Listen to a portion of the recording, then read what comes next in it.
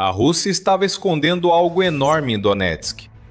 Escondido em um prédio especialmente escolhido para ser o mais discreto possível. O que a Rússia tentou esconder era vital para o esforço de guerra do país na região, que agora é a mais importante da guerra na Ucrânia. Vital, insubstituível, repleto da única coisa que os soldados russos precisam para realizar seus ataques. Mas a Ucrânia encontrou e substituiu por uma bola de fogo. Uma bola de fogo tão quente que parecia vinda das profundezas do inferno. E não é que é exatamente isso que a Ucrânia queria que a Rússia pensasse? A Operação Inferno foi lançada e a Rússia está aprendendo como é sentir o próprio inferno. A Rússia achou que estava sendo esperta. Nas entranhas da Donetsk ocupada está a localidade de Novo Ambrusivka. Esse assentamento, como muitos outros, integrou uma ampla rede de depósitos de combustível e pontos logísticos criada pela Rússia no Oblast de Donetsk. E todos esses alvos eram considerados fora do alcance dos ataques ucranianos. Mesmo assim, a Rússia já estava preparada para quando isso mudasse. Em Novo Ambrusivka, um depósito de combustível importante estava oculto. Em vez de exposto, ele estava escondido dentro do terreno de uma grande fábrica de cimento. O combustível era entregue à fábrica por trem e armazenado tanto em reservatórios subterrâneos quanto em tanques acima do solo, todos ocultos da vista. A Rússia mantinha o disfarce ao transportar combustível da instalação em caminhões camuflados como veículos civis. Esses caminhões transportavam combustível para depósitos centrais, garantindo que os grupos de assalto russos em Donetsk tivessem recursos para ataques mecanizados e operações com veículos. O encobrimento dessa operação funcionou por meses, até que deixou de funcionar. Em 12 de julho, o primeiro corpo de Azov da Ucrânia informou ter localizado e atingido com drones a base secreta de combustível da Rússia, incendiando toneladas de combustível russo vital. Esse ataque integrou uma ofensiva maior contra Novo Ambrusivka, danificando linhas ferroviárias e mostrando claramente a Putin que um centro logístico que ele antes acreditava estar fora de alcance agora era um alvo evidente. O corpo de Azov chamou o ataque de Operação Inferno, e foi assim que ocorreu. Um ataque assim não pode ser feito por impulso. Não foi um caso simples do corpo de Azov achar o esconderijo e enviar drones para destruí-lo. Como o corpo revelou na postagem do Telegram que usou para anunciar o que havia feito, a Operação Inferno exigiu meses de planejamento e observação antes que a Ucrânia pudesse ter certeza de que tinha o local correto e de que seria capaz de maximizar o impacto dos drones, que estava preparando para enviar. Os membros do corpo de Azov não conseguiam entrar na fábrica. Isso exigiria enfrentar ondas de russos, o que seria suicídio. Operadores de drones do corpo fizeram voos de reconhecimento sobre o depósito de combustível russo oculto. Cada voo trazia mais informação que o anterior. A disposição da usina de concreto foi mapeada, garantindo que os operadores de drones de ataque pudessem identificar rapidamente os alvos que precisavam atingir quando fossem acionados. A rede logística que entrava e saía da usina, inclusive as linhas ferroviárias que mencionamos antes, também foi observada e mapeada, assim como boa parte da infraestrutura de apoio que mantinha a usina russa de combustível em operação. Um plano foi elaborado ao longo de meses. A Ucrânia escolheu o drone ideal para a missão, o Hornet com inteligência artificial, que tem causado estragos em missões de ataque de alcance médio, destruindo caminhões russos de combustível e suprimentos por todos os territórios ocupados nos últimos meses. Agora, esses drones teriam um desafio bem maior. Eles eram a escolha perfeita, e explicaremos o motivo em breve, mas agora seguimos com a Operação Inferno. Com o planejamento concluído e sua arma escolhida, o Corpo Azov estava pronto para atacar. Mas, como dissemos antes, esse não era um caso de simplesmente enviar drones para atacar caminhões-tanque de combustível. Tudo começou com um guindaste ferroviário. O primeiro alvo de um ataque em etapas não era um guindaste comum. O Corpo Azov identificou o guindaste que a Rússia tentaria usar para desobstruir os trilhos danificados que levavam ao depósito de combustível oculto, alvo principal. Destruir o guindaste significava atrasar a Rússia, e essa linha de pensamento continuou com o segundo alvo, quando o Corpo Azov atingiu em seguida uma locomotiva que já estava nos trilhos. Aplicou-se um golpe duplo para bloquear o acesso ferroviário. A locomotiva avariada não conseguia sair do caminho dos outros trens tentando entrar, e com o guindaste inoperante, também não podia ser removida dos trilhos. Pode parecer que o próximo alvo seria o depósito de combustível, mas isso é um engano. O Corpo Azov tinha outro passo no plano. O próximo alvo era a subestação elétrica que abastecia a fábrica de cimento, onde o combustível russo estava escondido. Essa jogada foi genial. Só podemos imaginar o pânico na fábrica quando as luzes apagaram. Os soldados russos, antes confiantes de que a Ucrânia ignorava o que havia na fábrica de cimento, perceberam que algo estava muito errado. Enquanto eles entravam em pânico sem saber o que fazer, o Corpo Azov virou manchete. A próxima leva de drones que chegou mirou nos tanques de combustível e nas linhas ferroviárias, que haviam sido cuidadosamente mapeadas meses antes. A Rússia não pôde fazer nada a respeito. Um ataque tão inesperado quanto qualquer outro que a Ucrânia já tenha lançado antes nos territórios ocupados foi realizado com uma precisão tão magistral que um importante depósito de combustível em Donetsk não teve a menor chance. Os combustíveis são essenciais na guerra. Para abastecer a força de ocupação, os russos passaram muito tempo construindo uma rede de centros logísticos julgada segura contra ataques ucranianos. Operadores de Vant do 1º Corpo de Azov mudaram os planos do inimigo, declarou o corpo no Telegram. No campo de batalha, informação é poder. Mas existe uma batalha que você não pode ver. Todos os dias, corretores de dados coletam, empacotam e vendem seus dados pessoais sem o seu conhecimento ou consentimento. Incogni, nosso patrocinador de hoje, remove isso de centenas de bancos de dados com poucos cliques. Seu endereço residencial, número de telefone e informações familiares podem estar online agora e você nem percebe. Isso pode levar a ligações de spam, golpes e roubo de identidade. É perigoso para você e sua família. É por isso que eu uso o Incogni. O Incogni encontra automaticamente onde suas informações pessoais estão expostas e envia solicitações de remoção em seu nome. Eles não podem te prejudicar se não conseguirem te encontrar. E com o plano ilimitado, você pode ir ainda mais longe. Basta colar o link de qualquer site que esteja expondo suas informações pessoais e os especialistas em privacidade do Incogni cuidarão do resto, com remoções personalizadas. Começar leva apenas alguns minutos e após uma única autorização, o Incogni faz todo o trabalho difícil por você. Retome o controle da sua privacidade hoje mesmo. Use nosso código SPECIAL para ganhar 60% de desconto em qualquer plano anual do Incogni. Escaneie o código QR ou clique no link abaixo e comece a remover suas informações pessoais da internet. Você já sabe que informação é poder. Agora use esse poder para se proteger e retomar sua privacidade com o Incogni. Foi destacado que esse ataque terá grande impacto nos planos de Putin para Donetsk. Parte da rede de combustível russa precisará ser transferida dos territórios ocupados para a própria Rússia. Para soldados na linha de frente em Donetsk, isso causa grandes atrasos no fornecimento de combustível para operações. Isso vai diminuir os ataques russos? Improvável. Putin é insensível a ponto de mandar esses soldados atacar ou transportar suprimentos assim mesmo. Eles terão que fazer isso sem veículos e sem conseguir se proteger nas zonas letais da Ucrânia. Acreditamos que isso provavelmente não dará certo. Ao destruir o depósito de combustível escondido da Rússia, a Ucrânia também condenou mais capangas de Putin, exatamente como pretendia. E também não é como se esses soldados já não estivessem sentindo a dor da falta de combustível, que vem assolando o exército russo.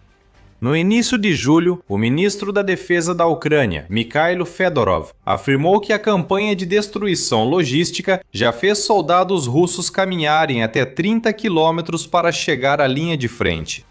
São 30 quilômetros ao longo dos quais drones de reconhecimento ucranianos estão em constante vigilância, enquanto operadores de ataques com drones aguardam a ordem para atacar qualquer coisa que se mova.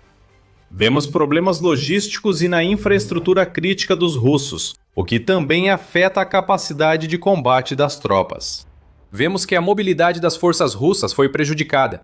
Vemos que a logística continua sofrendo todos os dias, disse Fedorov. Definitivamente estamos vendo sofrimento. Agora não serão só soldados russos no sul caminhando dezenas de quilômetros. Em Donetsk, as tropas de Putin, essenciais para conquistar o território necessário para reivindicar algo que sequer se pareça com uma vitória sobre a Ucrânia, ficaram sem combustível. Eles terão que marchar sem parar, muitos em direção às suas mortes inevitáveis. Além do planejamento que permitiu isso, há o drone usado pela Ucrânia nos ataques em Novo Ambrosivka. Já dissemos que o Hornet era perfeito para o trabalho. É por isso. O Hornet pode atingir alvos em profundidade de até 150 quilômetros, o que explica sua eficácia na campanha de bloqueio logístico da Ucrânia. Consegue ir além da linha de frente e atingir diretamente alvos em movimento, como caminhões de combustível. Essas capacidades nem foram exigidas em novo Novombruzivka. O depósito de combustível atingido pela Ucrânia não era móvel e estava ao alcance do Hornet. O Pravda informa que a instalação secreta atingida pelo Corpo Azov estava a 16 quilômetros da fronteira russa. Os Hornets da Ucrânia poderiam dar várias voltas e ainda ter energia para atacar.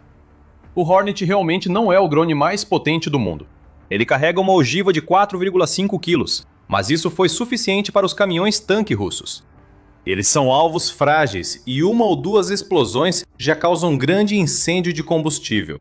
Mas o que torna o Hornet realmente especial é o uso de IA, que foi implementada na forma de algoritmos avançados de orientação, permitindo que o drone viaje o quanto for necessário, sem se preocupar com bloqueadores de sinal.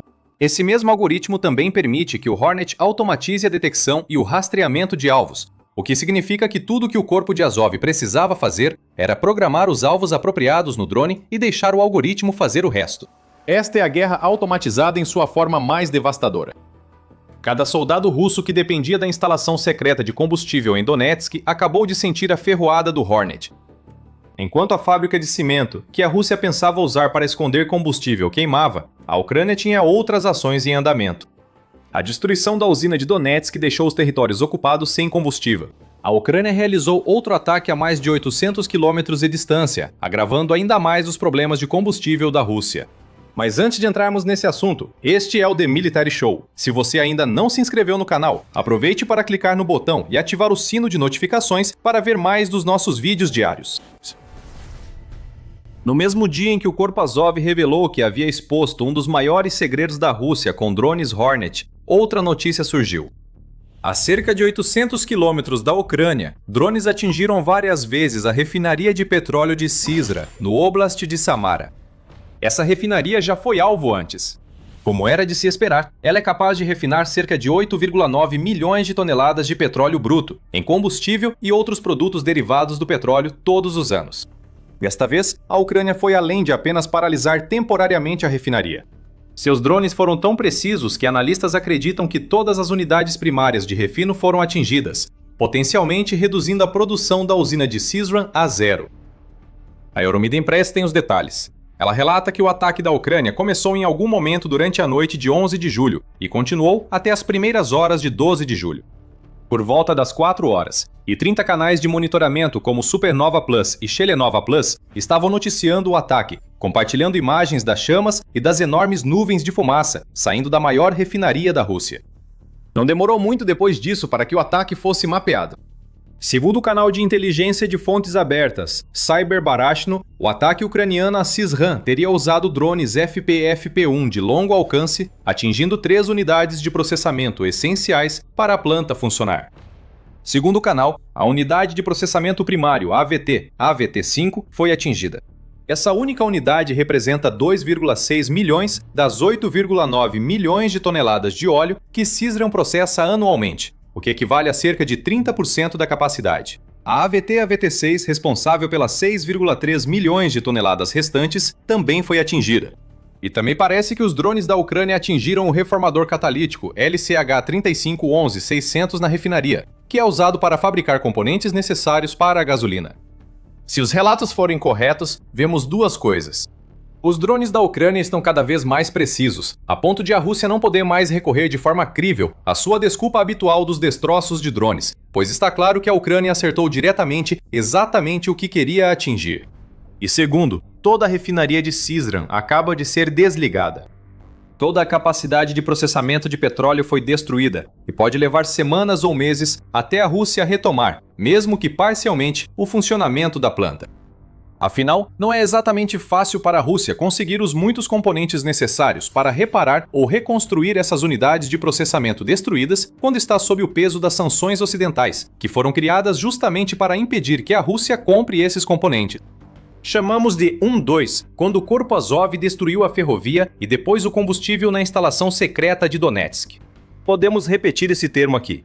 A Ucrânia deu um golpe certeiro atacando Donetsk, e depois acertou um golpe devastador ao eliminar combustível russo em uma de suas fontes. Estamos vendo ataques em camadas atingindo toda a cadeia de suprimentos da Rússia, desde a origem até os caminhões que transportam combustível. Isso está causando grande impacto na Rússia.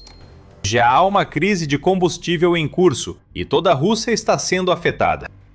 Houve muitos comentários sobre como os ataques de médio e longo alcance da Ucrânia causam escassez de combustível, que afeta consumidores russos, e é preciso falar muito sobre isso. Essas faltas estão aumentando a pressão sobre Putin, ao deixar muitos russos muito irritados com seu suposto líder durão e protetor. Filas nos postos de gasolina na Rússia se estendem por quilômetros, e muitas pessoas, após horas de espera, descobrem que as bombas estão vazias e precisam procurar outro posto para enfrentar nova fila. Alguns russos oportunistas estão até mesmo garantindo lugares na fila e depois vendendo esses lugares por até $460 para as pessoas desesperadas que precisam de combustível. O clima está piorando dentro da Rússia devido a todas essas faltas, relatou Alexander Titov, do The Independent, em 10 de julho. Eu viajo para a Rússia todos os anos desde 2022, e houve uma mudança clara no clima. Em 2022, tudo girava em torno da sobrevivência e de se adaptar à nova realidade das sanções e da guerra. Nos anos seguintes, houve estabilização e otimismo crescente sobre a adaptação da economia. No entanto, em 2026 já se falava em recessão econômica, mesmo antes da atual escassez de combustível, escreve Tietov.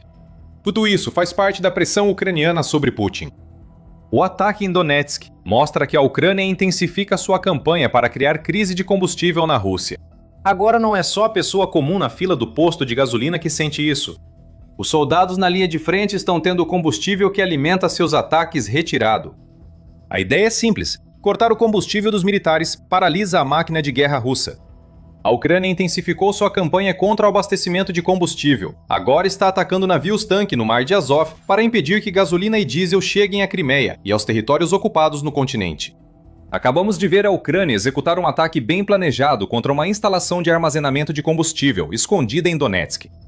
O UE Observer informa que nem soldados russos conseguem abastecer nos postos em várias regiões. Se a Ucrânia continuar escalando, logo esses soldados ficarão sem combustível na linha de frente. Talvez isso já aconteça. Você não anda 30 quilômetros a pé, como Fedorov diz, se tem combustível sobrando. Agora não só civis estão ficando sem combustível, é todas as forças armadas russas. Os números não mentem. Soldados russos estão sendo eliminados mais rápido do que em qualquer outro momento de 2026 devido a esses problemas de combustível. Nas 24 horas até 13 de julho, a Rússia perdeu cerca de 1.600 soldados, segundo a Pravda. Nós nos perguntamos quantos desses soldados foram forçados a caminhar até a linha de frente, em vez de ir de veículo, só para encontrar um drone ucraniano. Em junho, a Rússia perdeu quase 40 mil soldados devido ao colapso logístico, tornando seus militares mais vulneráveis do que nunca. Vemos o efeito cascata da crise de combustível causada pela Ucrânia aqui. A máquina de guerra de Putin está aos poucos desmoronando. E então tem Donetsk. Putin quer que Donetsk caia o mais rápido possível. Ele repete isso desde que a Rússia iniciou sua agressão contra a Ucrânia em 2014. O presidente ucraniano Volodymyr Zelensky diz que Putin já estabeleceu 15 prazos para a queda de Donetsk e da região mais ampla de Donbass, a grande maioria dos quais já passou sem nenhum resultado. O último prazo definido pelo Kremlin é 31 de dezembro. Isso vem após os prazos anteriores de 2026, 31 de março, que não deu certo, e 1º de setembro, que Putin parece ter desistido muito antes de chegarmos lá. Os prazos não importam.